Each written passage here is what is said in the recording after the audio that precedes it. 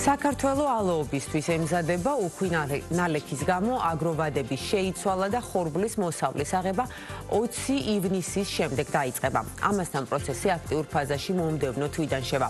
როგორ მოსავალს ელიან მეხორბლეები და რა იქნება პროდუქციის სარეალიზაციო ფასი დეტალებით ქრისტინე გამთენაძე შემოგვიერთდება პირდაპირ ეთერში. ქრისტი, მოგესალმებით და გისმენთ.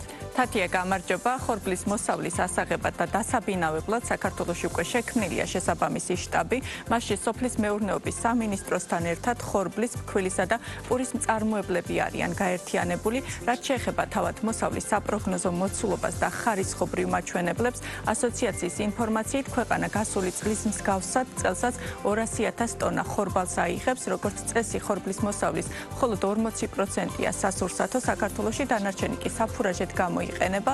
სექტორის წარმომადგენლები პროგნოზირებენ, რომ უხვი ნალექების გამო შესაძლოა ეს მაჩვენებელი კიდევ უფრო მეტად შემცირდეს და სასურსათოდ ვარგისი ხორბლის რაოდენობამ 40%-ს ვერ მიაღწიოს. რაც შეეხება ხორბლის იმპორტს, 2026 წლის 4 თვეში საქართველოში ხორბლის შესყიდვები გაიზარდა. ქვეყანამ 29 მილიონი დოლარის ღირებულების 113,000 ტონაზე მეტი ხორბალი შეიძინა. წლიურად იმპორტი დაახლოებით 13%-ით არის გაზრდილი. ალაზნის ველზე გარკვეული პრობლემები გააჩინა უხმა ნალექმა, მაგრამ გარკვეულ რეგიონებში, მაგალითად შირაქში, შეიძლება უკეთესიც კი იყოს ეს უხვი ნალექები, იქიდან გამომდინარე, რომ ძირითადად ნალექი არ არის ხოლმე იქ შირაქის მხარეს და უფრო უხვი ნალექი ჭირდება. რაც შეეხება გადაწევას თვითონ ალოების პროცესის დაწყების, ესეც რა თქმა უნდა დამოკიდებულია თვითონ ამინდებზე და ამის გამო გადაიწია. რაც შეეხება ხარისხს და უკვე მოსავლის რაოდენობას, ალბათ ალოობა რო დაიწყება, გვეცოდინება დაახლოებით ალბათ 1-2 კვირაში უკვე უშუალოდ რა სიტუაცია, სანამ კომბაინები არ შევა, ესე წინასწარ ცოტა ძნელია ან ხარისხზე, ან თვითონ რაოდენობაზე საუბარი. რუსეთმა ვერ გაყიდა თავიანთი საპროგნოზო მაჩვენებლის რაოდენობა იგივე ვთქვათ ირანში, არაბულ ქვეყნებში და ასე შემდეგ. აქტიურად ჭარბი რაოდენობაა ხორბლის, მათ შორის და შესაბამისად ესახდენს დაწოლას ფასზე. აქედან გამომდინარე, საქართველოში აქედან ფორმირდება სასტარტო ფასები. დღესდღეობით თუ ავიღებთ დღევანდელი ფასის კორექცია არის დაახლოებით 60 თეთრის ფარგლებში 1 კილოგრამზე, რაც თვითონ ჩვენი ფერმერებისთვის მათივე თქმით არც ისე სახარბიელო ფასია. თუმცა ეხლა ეს არის რეალობა, როდესაც ჩვენ სოფლიო ბაზარზე ვართ მიმული და შესაბამისად აქ სხვა მანევრის საშუალება ჩვენ არ გვაქვს.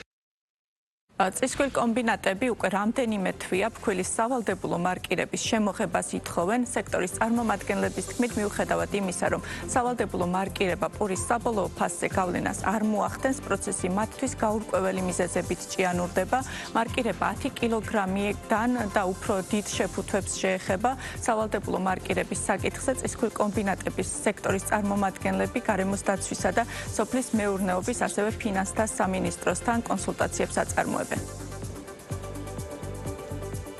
კემპით უყაყოფილო ვარ, მათ შორის ფინანსთა სამინისტროში ეს წინადადება და ეს ეხება ფქვილის სავალდებულო მარკირებას, რომელიც ასევე მოაწესრიგებს ბაზარს ჩვენი ღრმარწმენით, იმიტომ რომ რეალურად ფქვილის სავალდებულო მარკირება ნიშნავს იმას, რომ შესული ფქვილი ყველა პურის ქარხანაში თუ საცხობში იქნება აღრიცხული და შესაბამისად საშუალება არ იქნება იმისათვის, რომ ვინმე არაკონკურენტ პირობებში მუშაობდეს და შესაბამისად ეს რეალურად როგორც გამჭვირვალობის და გააჯანსაღებს ბაზარს და შესაბამისად ბიუჯეტში შენატანებს გაზდის. იმედი გვაქვს, რომ მალე ბოლოში ესე ვთქვათ ამ მარკირებასთან დაკავშირებით ჯერჯერობით ისე მუშაობ პროცესი. ფასზე ვერ მოახდენს გავლენას იქიდან გამომდინარე, რომ ერთი მარკის ფასი ესე ვთქვათ რითიც უნდა მოხდეს ამ ფქვილის 50 კილოგრამიანი ტომბრის მარკირება დაახლოებით ჯდება 2-დან 3 თეთრამდე 50 კილოგრამზე. შესაბამისად, ძალიან მიზერულია თვითონ ამ მარკირების ღირებულება.